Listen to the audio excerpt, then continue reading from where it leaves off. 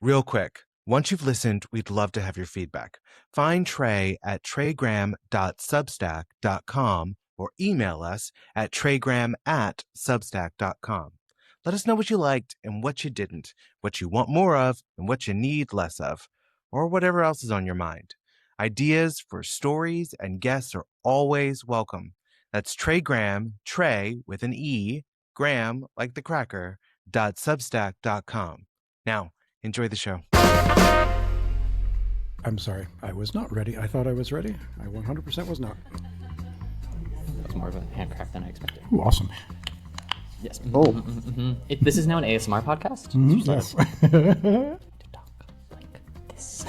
So softly and with so much love. Gorgeous. Is everybody settled in the audience, in the house? Looks like it. Right. Nothing rowdy going on out there. Let's change that. Hey everybody, welcome to the show. I am in fact your host for this little experiment this afternoon, and I'm excited y'all are here today for this live taping of our first 3 episodes here at the Barrel House Cafe and Bar in Logan Circle. This show, which does not have a name yet, is about having a little fun, possibly even encouraging a little foolishness, and definitely about digging into conversation with the characters and the culture makers who make the District of Columbia a special place to be. My name is Trey Graham, and my operating philosophy is that in the greater scheme of things, I know nothing. So this show isn't about me telling you what's happening in the nation's capital. It's about us going looking for what's happening together. And we are not going to be alone.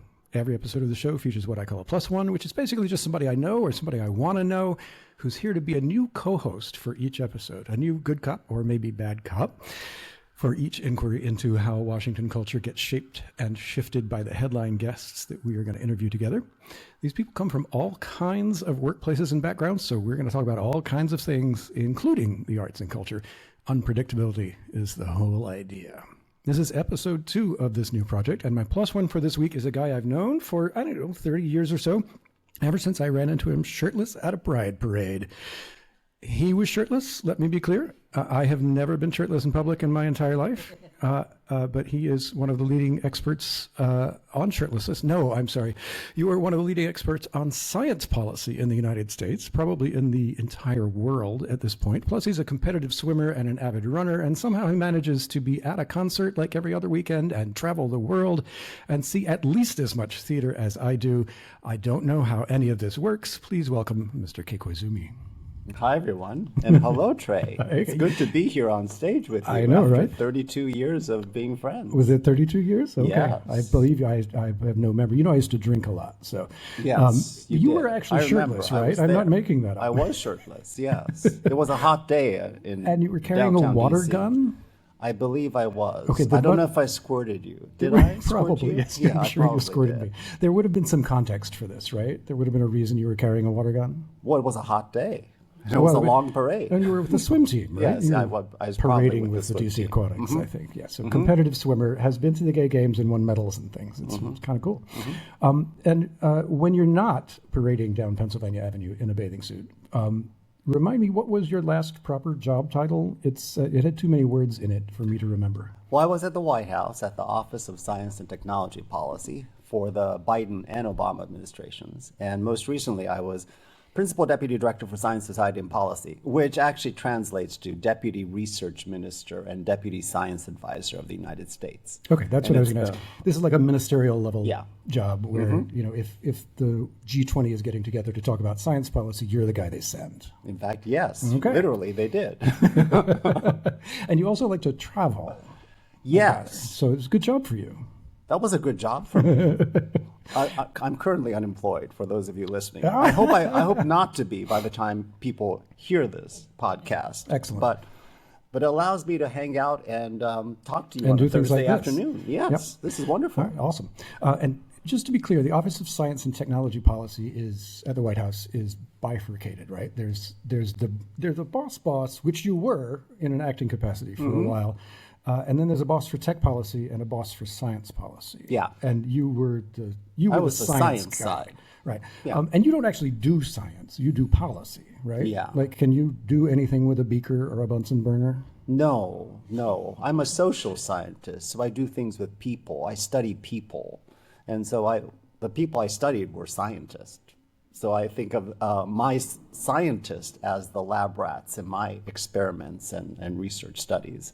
But since then, as I tell people, in the White House, there's no laboratories there. There are no beakers or, white lab coats.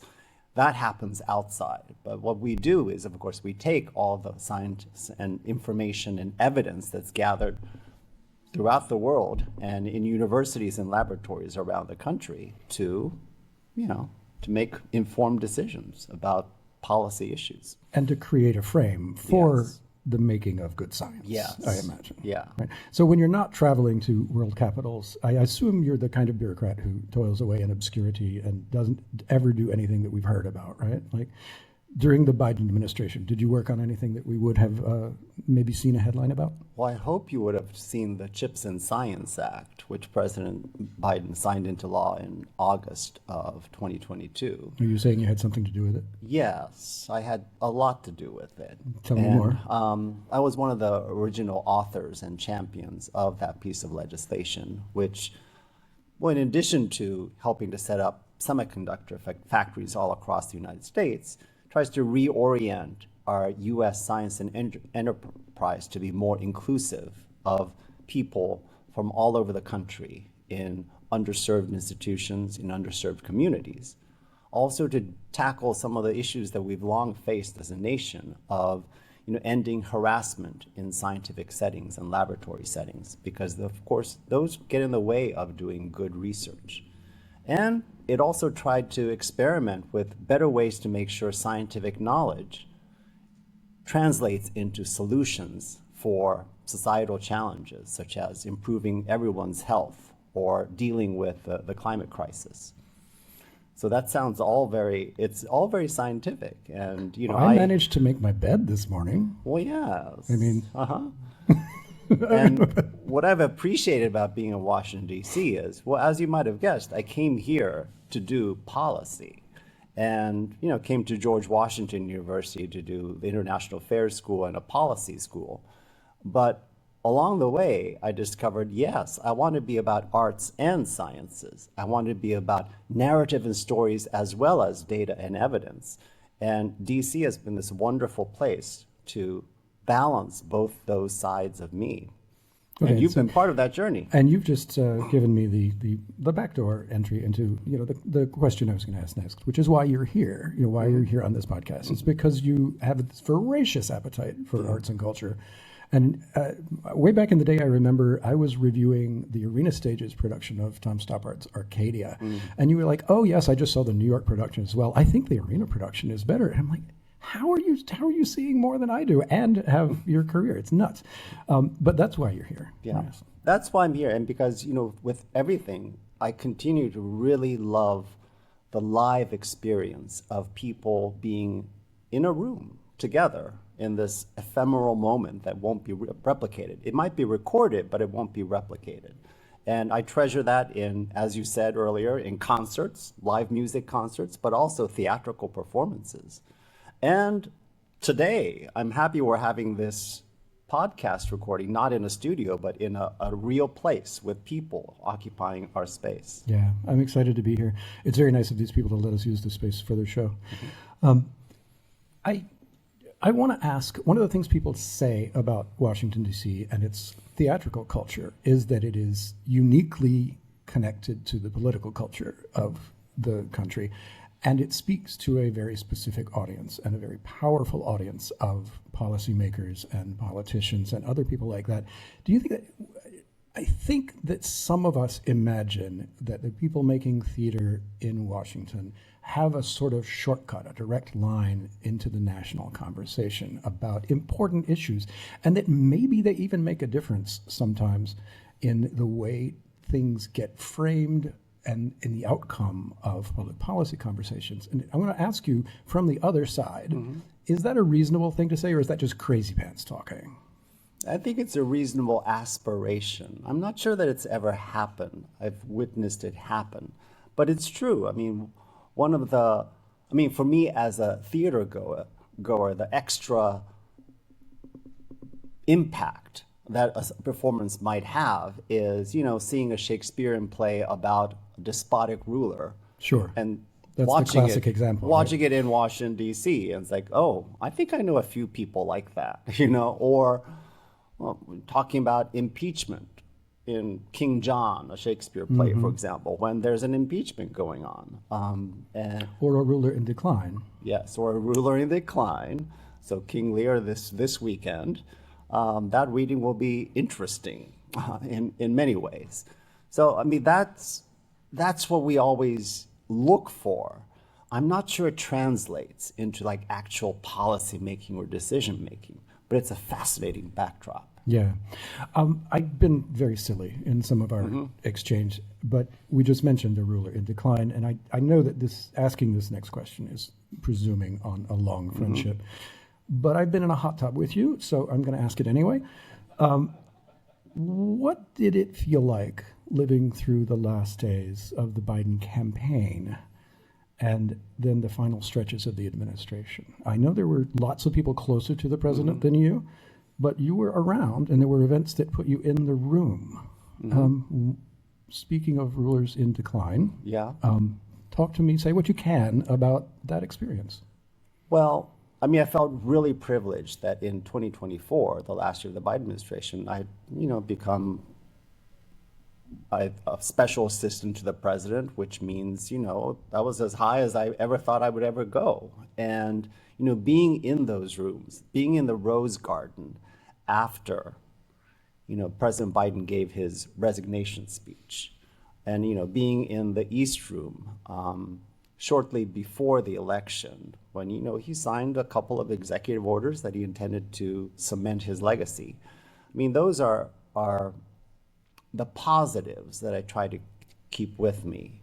And I've been trying to recover from some of the negatives, just the stress of realizing that, all that legacy could have been undone. And in fact, a lot of it has been undone over the past year. And I still don't know how to feel about kind of those last days of the Biden administration. It's taken me a long time to try to process it. Well, let's look forward, because I know in addition to serving in administrations, you've worked on campaigns and transitions. I'm going to put you on the spot, who's going to be the Democratic nominee? Oh, I don't know. I'm a fan of Pete Buttigieg. I know you actually. You worked on his campaign earlier, Yeah, right? like, another Midwestern gay boy. I'm from Ohio. Right. Yes, I mean, he's got my vote for the moment. It's still 3 years away. But I mean, I hope we'll have like a vibrant campaign of ideas and personalities and directions being like exchanged and debated. Spoken like a genuine political operator. Yeah. All right. Thank you so much, Kay. We're going to pivot, and we're going to talk some more about politics, because our headline guest for this episode is Jacob Etkin, who's joining us from Mosaic Theater Company. Tell me your job title, is it engagement and community, or education? Education and engagement manager. Awesome. Thank you so much for being with us today. The project we are excited to talk about is a musical, but it's a political musical. Oh boy, howdy. What is it called? It's called Young John Lewis, Prodigy of Protest. Okay. And it has had a little bit of a life before Washington, D.C. I've just been reading this long feature article by a friend who was the plus one on our first episode of this podcast. Chris Klimek wrote for the Washington City paper about the development process of this show. But tell me more about where it is now and what condition it's in, and what you're excited about. Sure. Young John Lewis, YJL as I will likely refer to it, has been in development, for quite a while, since Matt Turney, formerly in DC, now in Atlanta, spoke with Mosaic's player in residence, Salmiani24, who's a DC fixture, icon, mainstay. Yes, indeed. Love Sam. And prompted him with this idea of how do we tell the story? How do we uplift this narrative of getting the pre-congressman that we all know as this figure of stability and in some ways consciousness. How do we see the fiery, the upstart, the person who was on the streets in SNCC, The Student Nonviolent Coordinating Committee. Yes. SNCC. So many consonants. Yes. These are the people who marched in Selma, Alabama, Yes. famously at the Edmund Pettus Bridge, and were brutalized by the Alabama Street Troopers, for those who need a refresher on the history of the Civil Rights Movement. This is sort of one of the calling card moments in John Lewis's life before he became a congressman. He's 25 at this point, right? Absolutely, absolutely. Asking a lot of questions of nonviolent protest versus radical revolution. How do we get into that? Right now, yes, so we had a production in Atlanta. We just had a reading of a production with a new score by local Grammy-nominated artist Kokai. And I should give him a shout out. Ford's Theater was Yes. The sponsor of that reading, Thank I you, believe. Ford's. Jose Carrasquillo and the fine people at Ford's helped you put this reading on They were just this beyond, past weekend, yes? Yes, just this past weekend. They were beyond gracious hosts. It was an incredible week. Their space is gorgeous, I know Jose is extremely proud of that festival, so. as he should be. It was some really fantastic work. So for me, it was the first time hearing it live in full for the first time, but also I think there was a whole new song written on the concept came Tuesday night. The song was written by Wednesday morning. And heard it in the room and went, yeah, okay, great. We need that dramaturgically slots in. And so it's been a very generative past week. And I think we're going to still be tweaking, plugging, figuring out the tips and tails, the beginning and end. How do we leave on a message of galvanization, of good troublemaking? In the words of John Lewis, let's make some good trouble. Good trouble, yeah. His thing, right? His line. It's his shtick. His shtick. Was his shtick, we should say. Yes. Congressman Lewis passed away a few years ago. But yeah, so I think we have about a month and a couple of weeks until rehearsal begins properly. So again, thank you, Fords, for a free week of rehearsal. We really appreciate you. Tell me more about how this project fits in with the Mosaic Mission and with the kinds of work you've been doing there. Yeah. So Mosaic's mission is, at least how I tend to view it and to describe it, is a theater of politics as lived through people's lives. I'm not interested in a play that's going to recite facts and figures and numbers at you. I'm sure I'm interested in it, but that's not as exciting to me as how can we see the politics of the world embedded in people's lives, get invested in these narratives, get sunken into how policy impacts people on a embodied experience level. So a play that's centered around what does it mean to make good trouble in a time, be it in the 60s or 2026, that feels more important than ever? How do we push towards creating a better future for us collectively within our own communities? That's a question I'm really excited to ask. A lot of my work at Mosaic specifically, be it engagement work, is looking at, okay, great, so we're doing this play here in DC right now. What does it mean to make trouble within DC right here, right now, within all of DC's representative communities, or the whole DMV? I'm not here to shame or exclude Nova or Maryland, absolutely not. And look towards how we might fight for a better city for all of us collectively moving forward, and how can story help push us there? Talk to me a little bit about the tension between doing that work, which is valuable and valid work, and making, I don't want to say making entertainment, but making art. Yeah. Where's the stress line, and how do you keep yourself walking the tightrope properly? What a great question. And the cynical part of me is like, oh, I don't know where the rope is anymore. I'm just jumping around in a chasm delightfully and having a great time springing off the walls. In my view, the theater going experience, the storytelling experience, doesn't start when you walk into the theater and end when you leave the theater. It starts as soon as you buy a ticket or you hear about a play, and it ends, I think, long after, as you are hopefully reflecting upon what you have seen, and potentially being moved in a dreamy dream world. Oh, great, we changed someone's heart and they've moved towards action or done something with the knowledge and the experience they've had. Speaking to what we were asking Kay about earlier. Absolutely. When you were describing all of your hobbies, I was like, wow, I share many of these, but like the lamer version of them, and that I was a psych major in undergrad. So I love some qualitative and quantitative moments, and I'm a very bad runner. And I was like, oh, shirtless, okay, great. I'll like unbutton one button. So I imagine that speaks to your role as engagement and education. You were talking about the learning experience beginning before the show. Absolutely. I think before the show as, okay, great, you see this show that hopefully we have a lovely, competent marketing department who can write a blurb that will entice you to go see it with some nice show art. But then once we get you in the theater, how can we hook you in and make you realize, oh, the story isn't just, I think Salm says it's not just entertaining, it's educating and enlightening are the three words he's really excited to use with this play. And then what resources can we then provide afterwards to let you feed on that enlightenment and get more invested in whatever the communities you are in and do some work for them. For sure. Okay, we've seen things like this in various theater lobbies and in theater programs over the years. Spreads of historical information, timelines on the wall, talkbacks. Do you, as a theater goer, engage much with those things? Is there a memory of anything in particular that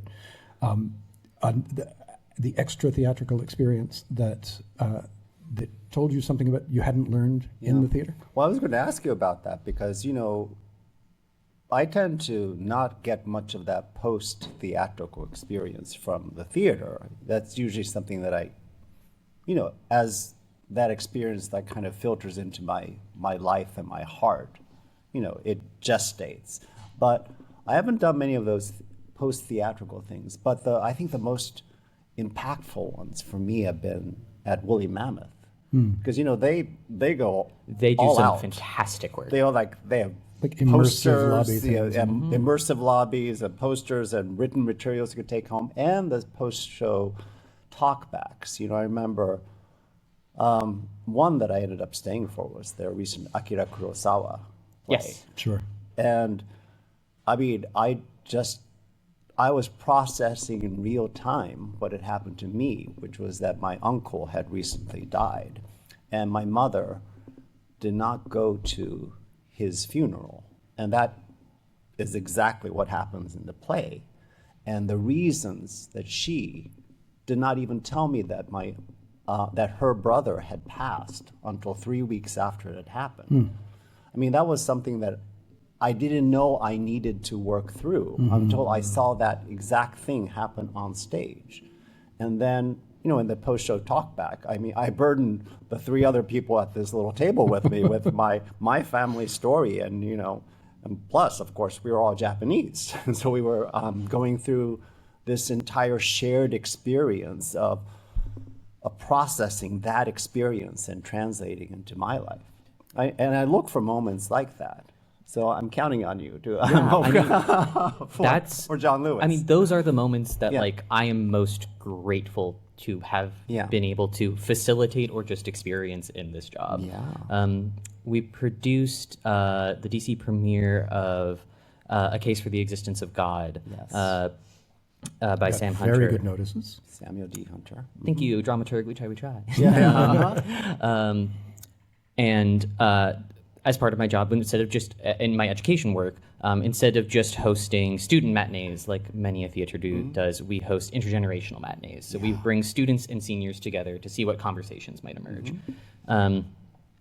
And Is any of that facilitated, or you're just I am the one putting them together facilitating. in the lobby and seeing how they? It is coming to. As You're chaotic and facilitating. delightful as that would be, and I would love to see what goes down. No. Like attach an eighth grader to a senior citizen. Yes, with a yes. leash. With a and then, leash, and then an assignment of you have a scavenger hunt, and Right. here the Yep. 100%. Ask each other who Don Lewis is to you. Exactly. Start there. Exactly. What does Selma mean to you? Hey, there you go. We'll put a link in the show notes. Yeah, we got it. Actually, I don't know if it was no, it wasn't an intergenerational matinee. I'm a liar. It was a post-show panel on that's a play that deals with two men who are united by the circumstances of being struggling fathers, both on the verge of losing their children for different reasons. Means divided by class, divided by sexuality, divided by race. And so I hosted a panel afterwards, just being like, okay, there's a lot of discussion about the male loneliness crisis going on right now. Is this real? What's going on? And how do we see it in this play? And we had some Howard students who were there come up afterwards, one of whom shared, this is my first time ever going to see a play. And my family has a history of hypertension that I have never like associated with like stress in the way that this talkback uncovered. But like this is going to make me ask questions of my family in ways I haven't asked before. And then another student came up and just shared like the quote was something along the lines of, "It's been a really hard year for me, and this play and this conversation hit me in a soft spot I didn't know I had anymore." And it was in that moment where I was like, oh, okay, theater isn't pointless. Like we're doing something beautiful, like something's real, something's happening, something's working. Moments where the Intergenerational Matinee came out of a production of the Till trilogy we did a while back, bringing seniors who lived through the civil rights movement. Again, the civil rights movement, the murder of Emmett Till. Yes. With students who, you know, are on the front lines of advocacy right now. Coming together and, you know, talking about what does it mean for them to have done their work in their time versus what work they see as important now. We did a play last year, The Art of Care, all about caregiving that touched on grief, and to have a student during a matinee share that I didn't almost come to school today because my grandpa passed away last night. And then to have seniors walk up to them afterwards and hug each other and be able to like share what losing people of their generation means. Like it's like those moments where I feel like, yes, hopefully the theater is doing the work. The post theater, the engagement is doing some work as well to connect and to engage. Quite literally. And I would say that I think it's only possible through like small theaters. Because it's hard to think of that kind of experience happening well in like the STC, you know, The Shakespeare Harmon Theater Hall, Company and the Harmon Hall Shakespeare- lobby with the big glass right. Yes. wall.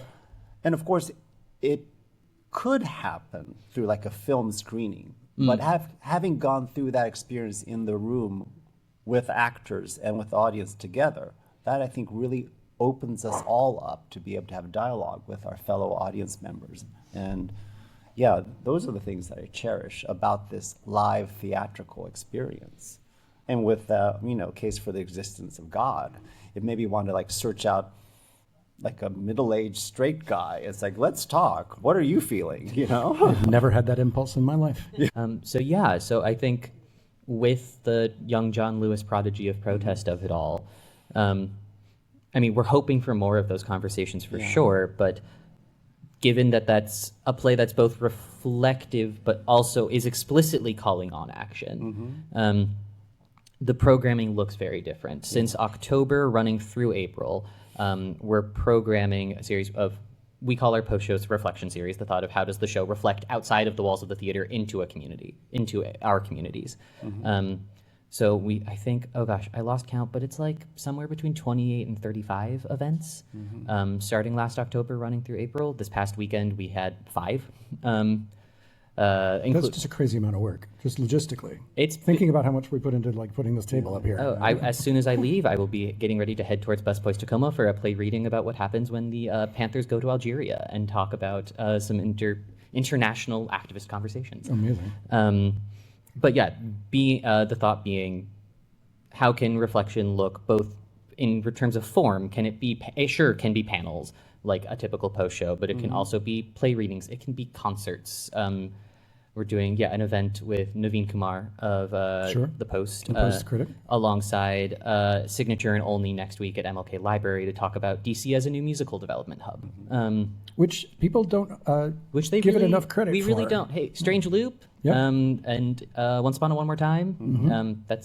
I moved to DC to work as a fellow at STC while they were putting that on. So I was like, the first show I walked into was like, okay, Britney. The Britney Spears It's musical. Britney, bitch, let's well, go. That actually gives me the opening to for the next question, which was, tell me more about how you came to do what you do for Mosaic, and what's your path into the theater been like as a professional theater maker? Sure. I like to describe, I grew up as a very closeted, somewhat poor white kid in rural upstate New York, a proud upstate New Yorker, who somehow... All I know is it's really cold. It is in fact I've been very... to Syracuse. Yeah, no, So it's... sorry.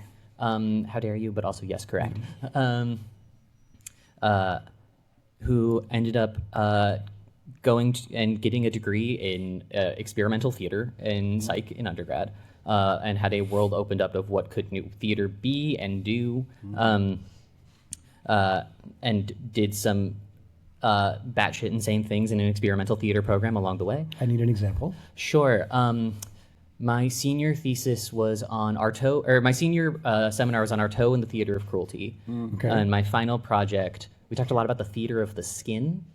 There's a lot of like, if I remember things from my undergraduate experience well, Artaud was like, there's something we're missing when we encode thought into language. Like there's something pure about before we encode things in like an external form. So how do we get at things internal to the body, which is why he liked a lot of like theater of piss and theater of et cetera, et cetera.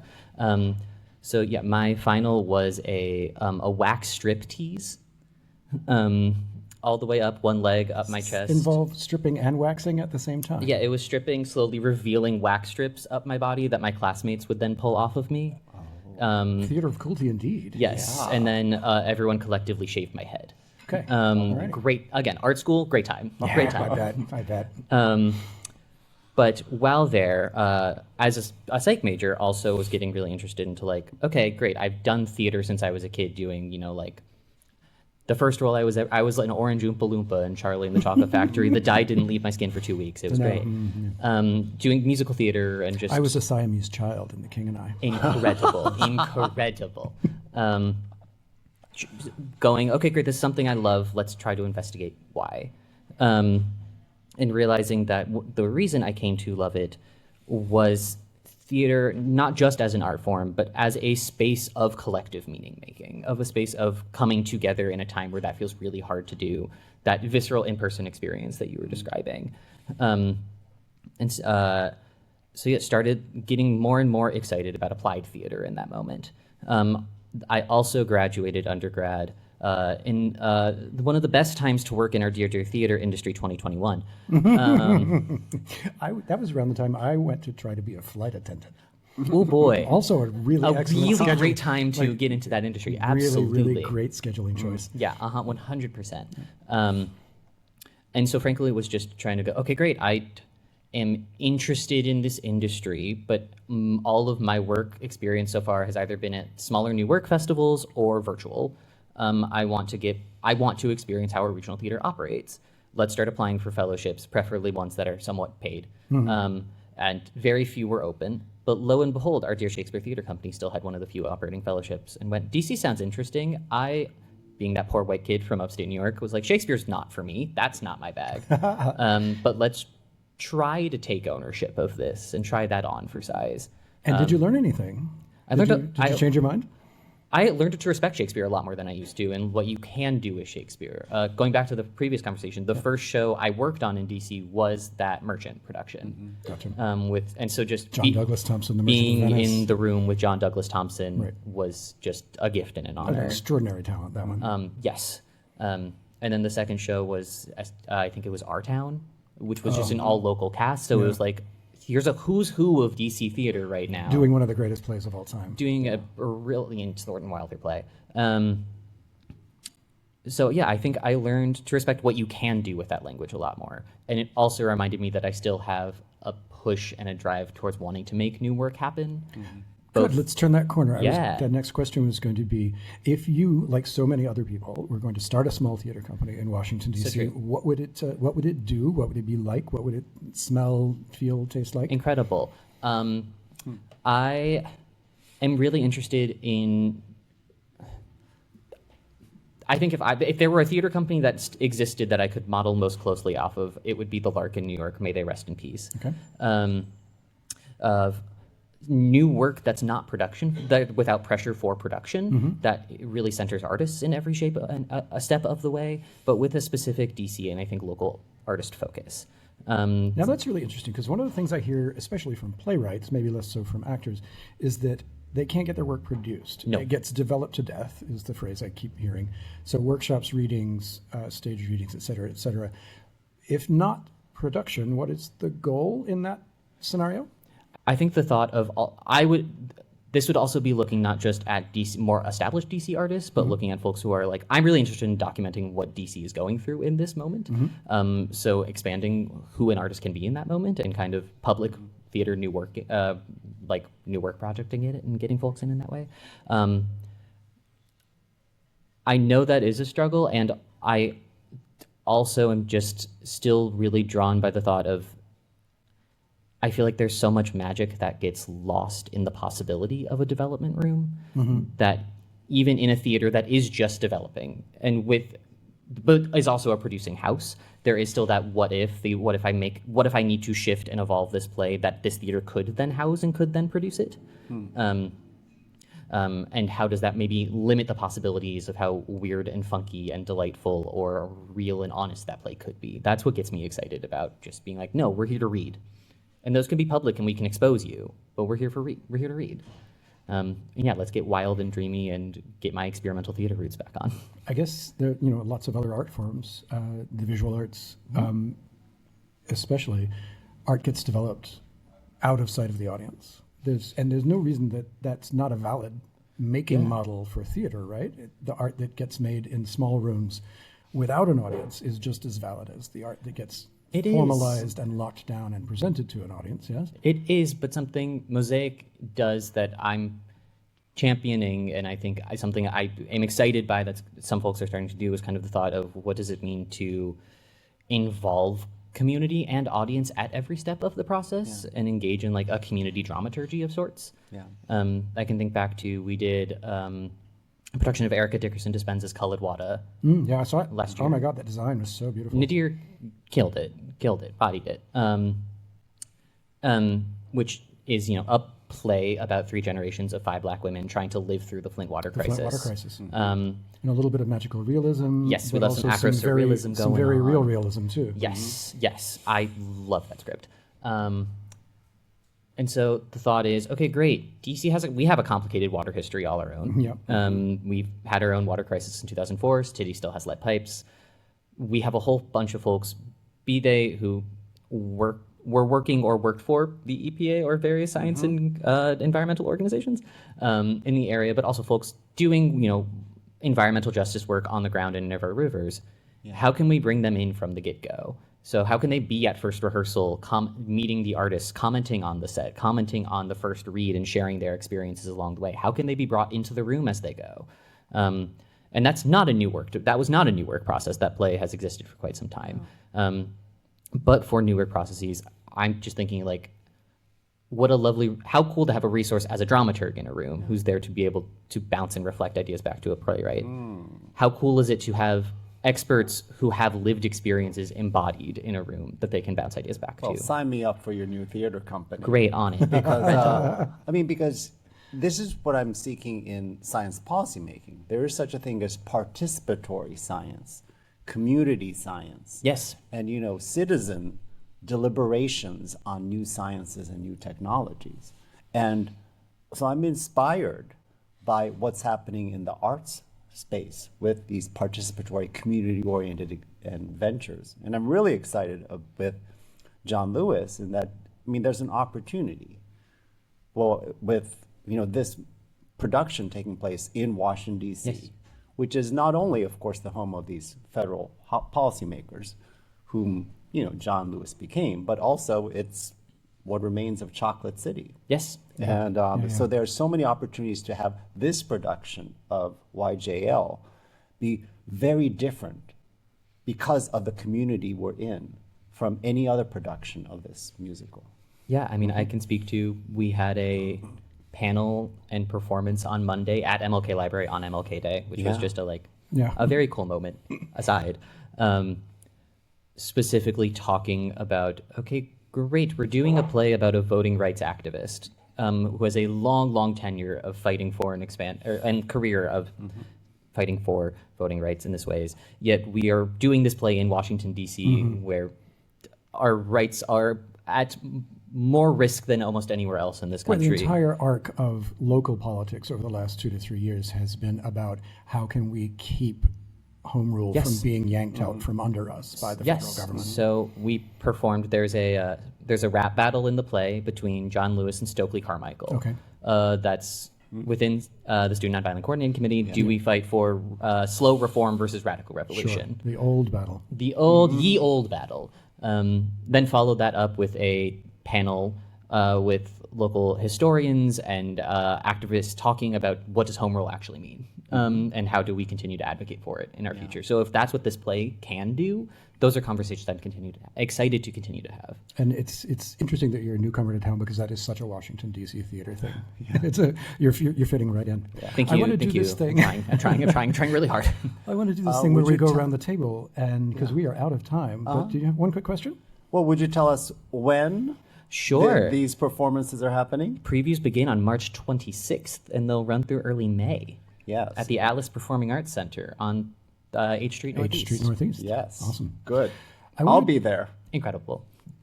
I'll also be there, but just working some things. With your work shoes on. I want to do this thing where we go around the absolutely. Okay. I'll take you at my +1.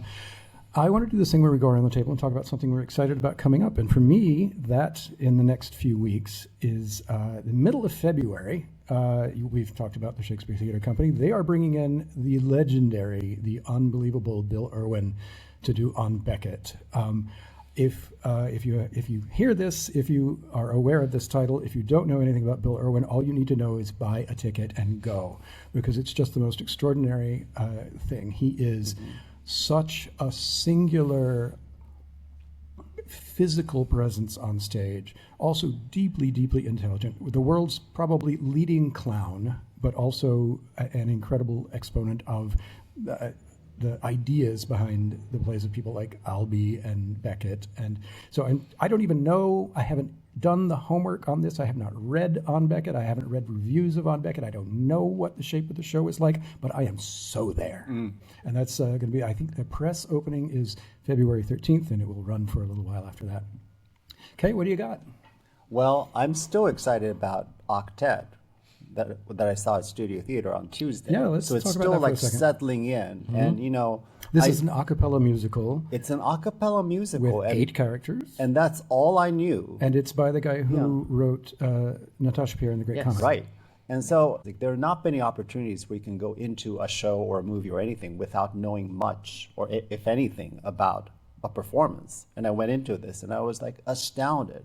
Only after it was over did I realize, oh, it's all a cappella. Yeah, there's But no band. Yeah, there's no band. We bash on a chair a little bit. Yeah, for there's a record. little bit of One back of the- percussion, and then only after that I was reminded that it's by Dave Malloy, the composer Yes. of Natasha and Pierre, and Who came out of the experimental theater world Yeah. downtown, Yes, he downtown New York. I did not know that. But after seeing this production, it's like, yeah, he did come out of experimental theater world because he is back in it. This is about as experimental as studio theater gets. I Yeah, think. this is actually And one of the it's people we astounding. considered having on, but were not able to get. Was the guy who was the music director for this production? Because what do you do, Ben Moss, if you're music directing, if you're the musical director of a show that has no band? Yeah. So And yet, by the third number, I wasn't missing it at all. And I'm looking forward to. We already talked about it in the first episode, Stereophonic, Sure. the play, which I have seen before. But I mean, I keep coming back to it because my spirit animal is Stevie Nicks, and so Fleetwood Mac and her songs, they got me through my divorce. They continue to get me through life. And even though this is and is not Fleetwood Mac, Recording Rumors, that play is just so rich that I need to see it, a few blocks from home to Yeah, take for it in sure. again. Jacob, what do you got? What do you got? I can't wait to talk to you more about Octet because it's so many thoughts and so much brilliance. I'm really excited for Sasha Velour to come to Wooly. Yes. She's a transcendent and conceptual artist that gets into your body so quickly, and can whip from being so brilliantly funny to so brilliantly poignant in just the blink of an eye. And so curious to see what collaboration with Tectonic Theater looks like for her. Because I know they work together. I want to say at La Jolla in San Diego. And this is called Travesty. Travesty, I believe. And do we know when it is? That's It is in March, around the same time Great. YJL is playing. Awesome. I'm Googling, but And I should know the because internet is I already have super slow. 3 tickets. I'm Yes, already you do. Love that committed for to you. seeing it March 3 20 times. I love that for you. Yeah. March 24th to Yes. April 12th, 2026. Yes. Sasha Velour's Travesty at Woolly Mammoth Theater Company, which we also Yes, I mentioned. believe I'm going on March 24th, the first performance, because that's the day after Lady Gaga is here in Washington, D.C. This is how Kay organizes his calendar. I'm not even kidding. I have these conversations with him all the time. And I'm also not theater related. Just Yeah. Groundhog's Day in DC is something so delightfully stupid. I was not told that the Potomac Phil is taxidermied in advance of the first time going. A friend was like, "Oh my gosh, you have to go you have to. It's incredible." And I've lived here for 35 years. This is the first time I'm hearing of this. Yes. Okay. DuPont Circle, 8 a.m. or 8:30 a.m. on Groundhog's Day. A bunch of people with top hats appear as part of a top hat brigade. It's like a parody of what happens in Punxsutawney. Yes. And a DC council member gives a very, very earnest speech. And then they have a rotating, like sometimes it's always a religious officiant. Sometimes it's a rabbi. Sometimes it's a priest. Sometimes it's. I'm looking at Kate Depelak's face over there. She's never heard of this either. It's incredible. They will say a prayer for Potomac Phil, and then they will unveil a taxidermied groundhog with dead eyes staring at you, at which a bunch of people in top hats all gather around, look into these dead eyes, and then decide Whether there's going to be a longer winter. Also, there's like polka music playing. Amazing. It's delightful. This is insanity. It's wild. The next lines of my script are "Thank you, Jacob," but I mean, thank you, Jacob. That's nuts. If that's what I, as a representative of Mosaic Theater, if that's what I leave you That's with, what I'm you've so brought, glad. and I so appreciate it. Thank you, Jacob. Thank you, Kay. That is it for this episode of whatever we were calling this show. I'm Trey Graham. My co-founder and executive producer on the show is Solomon Haile Selassie. Without him, none of this would have happened. Our production assistant for today's live taping is Megan Hanna. Thank you so much, Megan. To today's plus one, Mr. Kei Koizumi. I was kind of hoping that the thought about Fleetwood Mac being your jam was going to lead back full circle to the conversation about being shirtless in public spaces. It did not. You can follow him on socials at K in DC. That's KEI in DC. Special thanks to our venue sponsors here at the Barrel House Cafe and Bar. Christopher Lynch and Biva Ranjit are the co-owners. We had help today from Ashley Ray and Kushbu at the bar and the rest of the terrific staff here. My own special and extremely personal appreciation goes to founding sponsors Martha Mountain, Stephen Mazzola, Kim Bryant, and Sandra Russell. This experiment would never have gotten off the ground without their sustained encouragement and financial support. Thank you to them. Thank you to all of you for being here. Next time.